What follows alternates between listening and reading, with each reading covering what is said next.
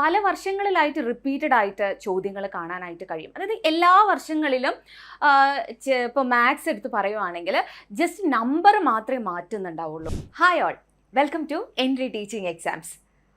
അപ്പോൾ നമ്മുടെ കേറ്റിട്ട് പരീക്ഷയ്ക്ക് ഇനി വളരെ കുറച്ച് ദിവസങ്ങളേ ഉള്ളൂ അല്ലേ? അപ്പോൾ കുറേ പേര് ലാസ്റ്റ് മിനിറ്റ് പ്രിപ്പറേഷനിലായിരിക്കും. കറക്റ്റായിട്ട് പറയുവാണെങ്കിൽ ഇന്ന് മുതൽ ഒരു 30 ദിവസമാണ് നമ്മുടെ മുന്നിലുള്ളത് അല്ലേ? അപ്പോൾ ഈ ചെറിയൊരു ഗ്യാപ്പിൽ ഈ പരീക്ഷ നമുക്ക് പാസ്സാകാൻ പറ്റുമോ? പഠിക്കാത്ത ആൾക്കാരൊക്കെ ഒന്നും സ്റ്റാർട്ട് ചെയ്യാത്ത ആൾക്കാരും അതുപോലെ തന്നെ കുറച്ച് ലാഗ് ഒക്കെ വന്നിട്ടുള്ള ആൾക്കാരും ഇങ്ങനെ വിചാരിക്കണ്ടാവും, പരീക്ഷയ്ക്ക് അപ്ലൈ ചെയ്തു പക്ഷേ ഇതിനി നമുക്ക് കിട്ടുമോ, നമ്മൾ വിചാരിച്ചാൽ ഇത് നടക്കുമോ എന്നുള്ളതൊക്കെ സംശയത്തിലായിരിക്കും അല്ലേ? പക്ഷേ നിങ്ങൾ ആത്മാർത്ഥമായിട്ട് ശ്രമിച്ചു കഴിഞ്ഞാൽ 30 ദിവസമൊക്കെ ധാരാളമാണ് നമുക്ക് ഈ ഒരു എക്സാം ക്വാളിഫൈ ചെയ്യാനായിട്ട്. കേറ്റഡ് കാറ്റഗറി 1 and 2 കാര്യമാണ് കേട്ടോ ഞാൻ പറയുന്നത്. സോ ഈ നമുക്കറിയാം LP-UP പരീക്ഷ ഇനി 2027 വരാനിരിക്കുന്ന LP-UP പരീക്ഷ നിങ്ങൾ എഴുതണം അല്ലെങ്കിൽ ആ ഒരു ജോലി നിങ്ങൾ നേടിയെടുക്കണം എന്ന് ആഗ്രഹിക്കുന്നവരാണെങ്കിൽ ഈ കേറ്റഡ് എക്സാം വളരെ നിർബന്ധമാണ് അല്ലേ? അപ്പോൾ എത്രയും പെട്ടെന്ന് ഈ കേറ്റഡ് ക്ലിയർ ചെയ്യുക എന്നതായിരിക്കണം നമ്മുടെ ലക്ഷ്യം. സോ ഈ 30 ദിവസം കൊണ്ട് ഒരു ആയിട്ട് തന്നെ നിങ്ങളൊന്ന് പഠിക്കുകയാണെങ്കിൽ, നിങ്ങൾ എഫക്റ്റീവ് ആയിട്ടുള്ളൊരു സ്റ്റഡി പ്ലാൻ നിങ്ങളുടെ കയ്യിലുണ്ടെങ്കിൽ അടിപൊളിയായിട്ട് നമുക്ക് ഈ എക്സാം ക്രാക്ക് ചെയ്യാവുന്നതേ ഉള്ളൂ. അപ്പോൾ ഞാൻ ഈ സിലബസിന് അതിൻ്റെ ഫോക്കസ് ഏരിയ മാത്രം എടുത്തുകൊണ്ട് ഒരു 30 days സ്റ്റഡി പ്ലാൻ ആണ് നിങ്ങൾക്ക് വേണ്ടി കൊണ്ടുവന്നിട്ടുള്ളത്.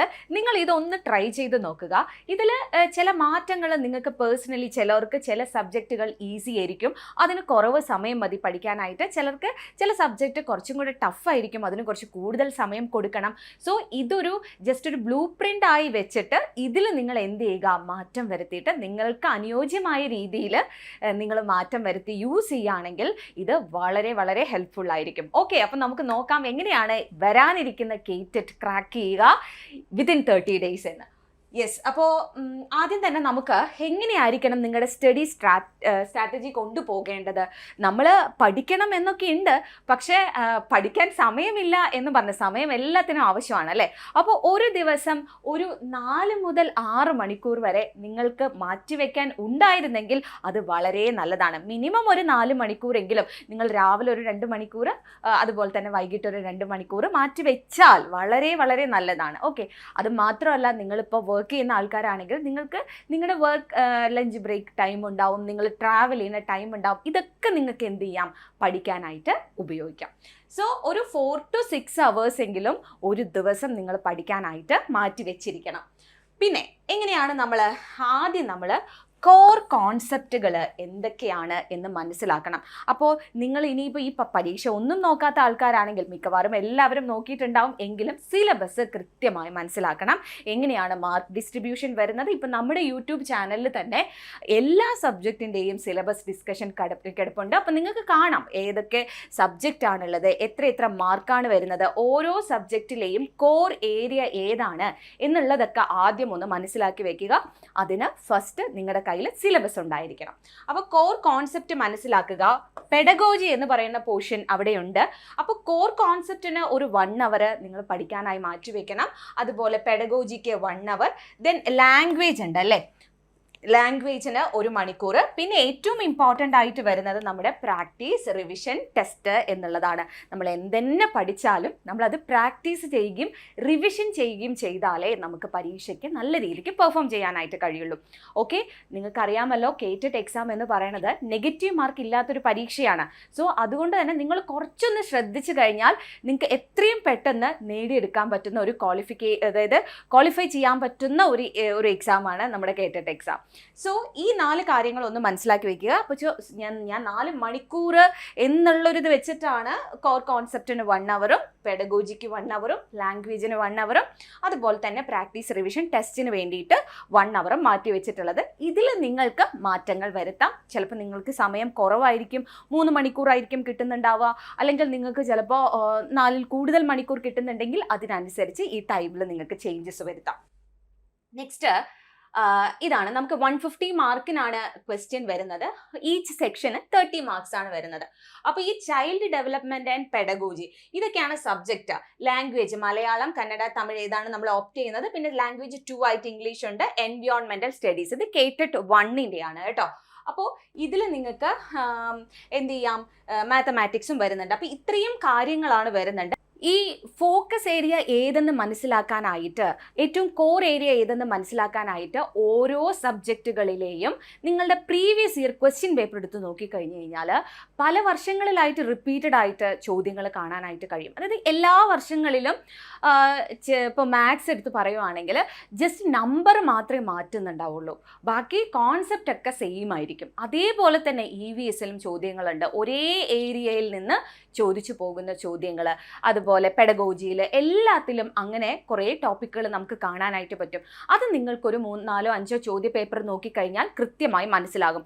ആ ഏരിയ ആണ് നിങ്ങൾ ആദ്യം പഠിക്കേണ്ടത്. സോ ഈ 5 ഭാഗം, അതായത് child development and pedagogy, language 1, language 2, environmental studies and mathematics, ഈ 5 ഏരിയയിലും പ്രധാന ഭാഗങ്ങൾ ആദ്യം പ്രീവിയസ് ഇയർ ക്വസ്റ്റ്യൻ പേപ്പർ വെച്ച് മനസ്സിലാക്കിയെടുക്കുക. അതിനുശേഷം നമുക്ക് എന്ത് ചെയ്യാം, നമുക്കിപ്പോൾ ഇത് ഓരോ വീക്കിലാണ് ഞാൻ എഴുതിയിട്ടുള്ളത്. ഡേ 1, 2, 3, 4, 5, 6, 7 ഫസ്റ്റ് വീക്കിൽ എന്തൊക്കെയാണ് നിങ്ങൾ പഠിക്കേണ്ടത് എന്ന്.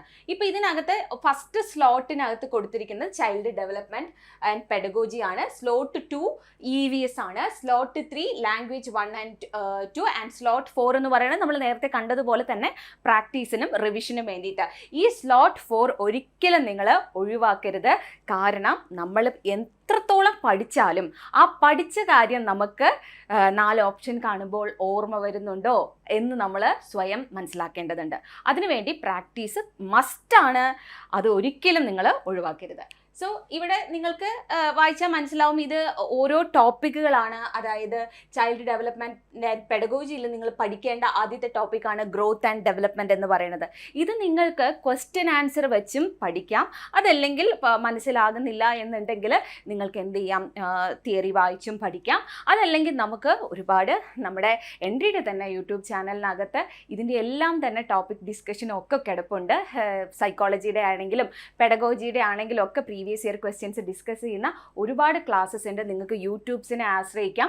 ഇനി നിങ്ങൾ ഏതെങ്കിലും ആപ്പ് പർച്ചേസ് ചെയ്ത് പഠിക്കുന്നവരാണെങ്കിൽ അവിടെയും നിങ്ങൾക്ക് ഈ ക്ലാസ് ഒക്കെ കാണാൻ കഴിയും. സോ ഓരോ ടോപ്പിക് എടുക്കുക, ആ ടോപ്പിക്ക് പഠിക്കുക. ഇപ്പോൾ ഇവിടെ growth and development and food our body, അതുപോലെ തന്നെ ഇംഗ്ലീഷിലെ ബേസിക്സ്, ഗ്രാമർ ഒക്കെയാണ് എഴുതിയിട്ടുള്ളത്. അപ്പോൾ ഇത് നിങ്ങൾക്ക് ജസ്റ്റ് എന്താണ് മനസ്സിലാക്കാനായിട്ട് ഈ ഒരു രീതിയിലാണ് നിങ്ങൾ ഫോളോ ചെയ്യേണ്ടത്. ഇവിടെ നിങ്ങൾക്ക് നിങ്ങളുടെ സ്വന്തം, ഓരോരുത്തർക്കും ഓരോ പഠന രീതികളാണല്ലോ. സോ നിങ്ങളുടെ ഇഷ്ടം അനുസരിച്ച് ഇതിന് എന്ത് ചെയ്യാം, മാറ്റാം. ഓക്കെ, ഇനിയിപ്പോൾ ഇത് ഫസ്റ്റ് വീക്കിലുള്ളതാണ്. ഈ ഒരു വീഡിയോൻ്റെ താഴെ ഇതിൻ്റെ PDF നമ്മൾ കൊടുക്കാം. അപ്പോൾ നിങ്ങൾക്ക് കൃത്യമായിട്ട് ഈ രീതിക്ക് തന്നെ പഠിച്ചു പോകാവുന്നതാണ്. ഇനി നെക്സ്റ്റ് എടുക്കുകയാണെങ്കിൽ ഇവിടെ മാത്സ് ആണ് 8ാമത്തെ ദിവസം തൊട്ടിട്ട് ആഡ് ചെയ്തിട്ടുള്ളത്. മാത്സിനോടൊപ്പം തന്നെ EVS ഉണ്ട്, അതുപോലെ തന്നെ ഇവിടെ പെഡഗോജിയും ഇംഗ്ലീഷും എല്ലാം നമ്മൾ ഒരുമിച്ചാണ് ഓരോ ദിവസവും എല്ലാ ടോപ്പിക്കും കവർ ആവുന്ന രീതിയിലാണ് കൊണ്ടുപോയിട്ടുള്ളത്. അപ്പോൾ ഇവിടെ ഇപ്പോൾ നമ്പേഴ്സ് കൗണ്ടിങ് ഉണ്ട്, അഡീഷൻ സബ്ട്രാക്ഷൻ ഉണ്ട്, മൾട്ടിപ്ലിക്കേഷൻ ഉണ്ട്. വേണമെങ്കിൽ ഇത് 3ഉം നിങ്ങൾക്ക് ഒരു ദിവസം തീർക്കാൻ പറ്റുന്നവരാണെങ്കിൽ നിങ്ങൾക്ക് തീർക്കാം. ഓക്കെ, പിറ്റേ ദിവസം നിങ്ങൾ എന്ത് ചെയ്താൽ മതി, ഇതിൻ്റെ പ്രാക്ടീസ് ക്വസ്റ്റ്യൻസ് ചെയ്ത് നോക്കിയാൽ മതി. പഠിച്ച് തീർക്കേണ്ടത് ഇപ്പോൾ 3 ടോപ്പിക്ക് നിങ്ങൾക്ക് പഠിക്കാൻ കഴിയും. അല്ലെങ്കിൽ ഇതേ ഫോട്ടോസിന്തസിസ്, പൊല്യൂഷൻ, അതുപോലെ തന്നെ കമ്മ്യൂണിറ്റി ഹെൽപ്പേഴ്സ്, ഇത് 3 നിങ്ങൾക്ക് ആ 1 മണിക്കൂറിൽ പഠിച്ച് തീർക്കാൻ കഴിയും എന്നുണ്ടെങ്കിൽ തീർച്ചയായിട്ടും നിങ്ങൾക്കത് പഠിച്ചു തീർക്കാം. പക്ഷേ അതിൻ്റെ അടുത്ത ദിവസം, അതായത് 9ാമത്തെ ദിവസം നിങ്ങൾ ചെയ്യേണ്ടത് കൃത്യമായി അതിൻ്റെ ചോദ്യങ്ങൾ പ്രാക്ടീസ് ചെയ്യുക എന്നുള്ളതാണ്.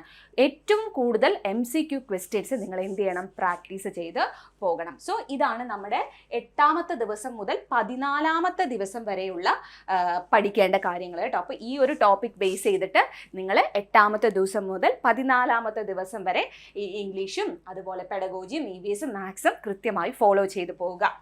നെക്സ്റ്റ് അടുത്തതായിട്ട് 15ാമത്തെ ദിവസം മുതൽ 21ാമത്തെ ദിവസം വരെ എന്തെല്ലാമാണ് പഠിക്കേണ്ടത് എന്ന് ഞാൻ എല്ലാം വായിച്ചൊന്നും പോകുന്നില്ല. ഇത് നിങ്ങൾക്ക് പ്രിൻ്റ് എടുത്തിട്ട് ഈ രീതിക്ക് നിങ്ങൾക്ക് ഫോളോ ചെയ്ത് പോകാം ഇനിയുള്ള ദിവസങ്ങളിൽ. ഓക്കെ, അതേപോലെ ഏറ്റവും അവസാന ദിവസം, ഇപ്പോൾ ഒരു ലാസ്റ്റ് നമ്മുടെ പരീക്ഷ വരുന്നത് ഓഗസ്റ്റ് മാസത്തിലാണ് അല്ലേ. അപ്പോൾ ആ ഒരു ഡേറ്റിനോടനുബന്ധിച്ച് തൊട്ട് മുൻപുള്ള 2 ദിവസങ്ങൾ, അതായത് 28, 29, 30 മത്തെ ദിവസങ്ങൾ, തീയതിയല്ല കേട്ടോ, ആ 28, 29, 30 ദിവസങ്ങളിൽ ഏറ്റവും കൂടുതൽ നമ്മൾ ചെയ്യേണ്ടത് റിവിഷൻ ആണ്. ഇപ്പം ഇവിടെ നോക്കിക്കഴിഞ്ഞാൽ നിങ്ങൾക്ക് മനസ്സിലാവും, കണ്ടോ, final full length mock test, last minute note, exam simulation, relax, last ഒക്കെ പോകുന്ന സമയത്ത് എല്ലാം കൂടെ വാരി വലിച്ച് പഠിക്കാനൊന്നും നിൽക്കരുത്. ഏറ്റവും അവസാനമായിട്ട് നമ്മൾ ഇത്രയും നാൾ പഠിച്ചിരുന്നതും അല്ലെങ്കിൽ നമ്മൾ എന്താണ് മോക്ക് ടെസ്റ്റ് ചെയ്തതും പ്രാക്ടീസ് ചെയ്തതുമായിട്ടുള്ള ക്വസ്റ്റ്യൻസ് ഒക്കെ നമുക്ക് എന്ത് ചെയ്യാം, റിവൈസ് ചെയ്ത് പോവാം. ഓക്കെ, അപ്പം അങ്ങനെ ഒരു ടൈം ടേബിൾ ആണ് ഇവിടെ സെറ്റ് ചെയ്തിട്ടുള്ളത്. സോ ഇതൊന്ന് ഫോളോ ചെയ്ത് നിങ്ങൾ പഠിച്ചു നോക്കൂ. ഉറപ്പാണ് നിങ്ങൾക്ക് ഇത്തവണ കേട്ടിട്ട് പാസ്സാവാനായിട്ട് കഴിയും. ഇന്ന് നമ്മുടെ മുന്നിൽ ഒരുപാട് സോഴ്സസ് അവൈലബിൾ ആണ്. പണ്ടത്തെ പോലെ ഒന്നും നമുക്ക് പുസ്തകത്തിന് വേണ്ടിയിട്ടോ അല്ലെങ്കിൽ കണ്ടന്റിന് വേണ്ടിയിട്ടോ പുറത്തേക്ക് ലൈബ്രറിയിൽ പോകണമെന്നോ അങ്ങനെയൊന്നും ഇവിടെ ആവശ്യമില്ല. നമുക്ക് എല്ലാം നമ്മുടെ വിരൽത്തുമ്പിൽ ഇപ്പോൾ കിട്ടും അല്ലേ. സോ അതൊക്കെ നമ്മൾ നന്നായി യൂട്ടിലൈസ് ചെയ്ത് കഴിഞ്ഞാൽ ഈ ഒരു മാസം മതി നിങ്ങൾക്ക് ഈ ഒരു എക്സാം നേടിയെടുക്കാനായിട്ട്. അപ്പോൾ ഇത്രയുമാണ് നിങ്ങളുടെ ടൈം ടേബിൾ ആയിട്ട് വരുന്നത്. ഇനി ഇവിടെ നിങ്ങൾ മനസ്സിലാക്കേണ്ട കാര്യം, കേട്ടറ്റിൻ്റെ പ്രീവിയസ് ഇയർ പേപ്പേഴ്സ് നിർബന്ധമായും നിങ്ങൾ നോക്കിയിരിക്കണം. ഇപ്പോൾ പ്രീവിയസ് ഇയർ ക്വസ്റ്റ്യൻ പേപ്പർ നമുക്ക് കിട്ടാൻ കുറച്ച് ബുദ്ധിമുട്ടാണ് എങ്കിൽ പോലും പല സൈറ്റുകളിലും അത് അവൈലബിൾ ആണ്. പ്രീവിയസ് ഇയർ ക്വസ്റ്റ്യൻ പേപ്പറിനെ ബേസ് ചെയ്തുകൊണ്ട് തന്നെയാണ് നിങ്ങൾ പഠിക്കേണ്ടത്. ഇനി നിങ്ങൾ കണ്ടന്റിന് വേണ്ടി ഇനി പുറമെ ഒന്നും പോവേണ്ട ആവശ്യമില്ല. നമുക്ക് SCERT അതുപോലെ തന്നെ NCERT പുസ്തകങ്ങളാണ്. ക്ലാസ് 1 തൊട്ടിട്ട് 8 വരെയുള്ള പുസ്തകമെങ്കിലും, ഇനി കേട്ടിട്ട് 2 ആണ് എഴുതുന്നവരെങ്കിൽ ഒരു 10ാം ക്ലാസ് വരെയുള്ള ടെക്സ്റ്റ് ബുക്കുകളാണ്.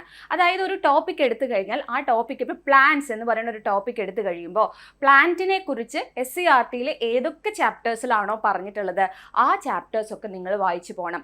പ്രത്യേകിച്ച് അതിനകത്ത് ബോക്സിൽ എന്തെങ്കിലും കണ്ടന്റുകൾ കൊടുത്തിട്ടുണ്ടാവും. നമുക്കറിയാമല്ലോ, SCERT ടെക്സ്റ്റ് ബുക്ക് കുറച്ചും കൂടെ അട്രാക്റ്റീവായിട്ട് കുറേ ബോക്സുകളിലും പിക്ചേഴ്സൊക്കെ ആയിട്ട് കൊടുത്തിട്ടുണ്ടാവും.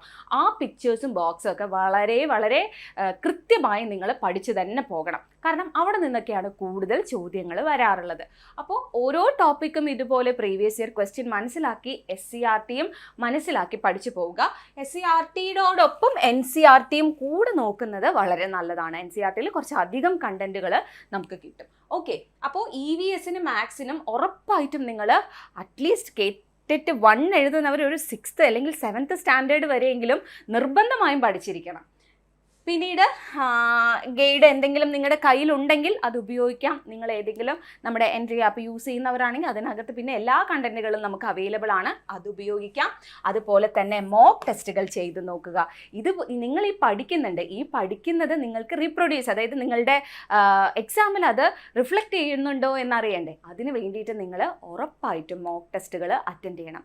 മോക്ക് ടെസ്റ്റുകൾ അറ്റൻഡ് ചെയ്താലാണ് നിങ്ങൾക്ക് എത്ര മാർക്ക് കിട്ടുന്നുണ്ട് എന്ന് മനസ്സിലാക്കാനായിട്ട് കഴിയുള്ളൂ. അപ്പോൾ മോക്ക് ടെസ്റ്റിനും റിവിഷനും വളരെയധികം പ്രാധാന്യമുണ്ട്. അപ്പോൾ ഓരോ ദിവസവും നമ്മൾ ഉറങ്ങാൻ പോകുന്നതിന് മുൻപ് തന്നെ അന്ന് എന്തൊക്കെയാണോ പഠിച്ചത് അത് റിവിഷൻ ചെയ്ത് നോക്കുക. ആ ടോപ്പിക്കുമായി ബന്ധപ്പെട്ടിട്ടുള്ള ക്വസ്റ്റ്യൻസ് കിട്ടുകയാണെങ്കിൽ അത് ആൻസർ ചെയ്ത് നോക്കുക. അപ്പോൾ അതിലറിയാത്ത ചോദ്യങ്ങൾ ഉണ്ടെങ്കിൽ അതൊരു പുസ്തകത്തിൽ എഴുതി അതൊന്ന് പഠിച്ചും വെക്കുക.